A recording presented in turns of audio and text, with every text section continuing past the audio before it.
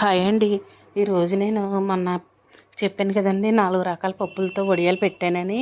అవి పులుసు పెట్టానండి, గుడ్లు వేసి ఎండుచేప వేసి. టేస్ట్ అనేది చాలా బాగా వచ్చిందండి. ఒకసారి ఎవరైనా ట్రై చేయండి. వడియాలు మాత్రం ఇలా పెట్టుకోండి.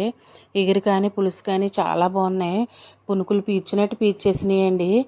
మనకి ఏమీ లేకపోయినా ఉల్లిపాయ ఒక్కటి ఉంటే చక్కగా ఎగురు పెట్టుకోవచ్చు, పులుసు పెట్టుకోవచ్చు. టేస్ట్ మాత్రం అసలు కాంప్రమైజ్ అయ్యేదే లేదు. చాలా టేస్ట్ ఉంది. ఎందుకంటే అన్ని రకాల పప్పులు వేయడం వల్ల ఏంటో తెలీదు. ఎప్పుడు పెట్టుకుంటాం మేము, కానీ పులుసు మాత్రం చాలా టేస్ట్ వచ్చింది.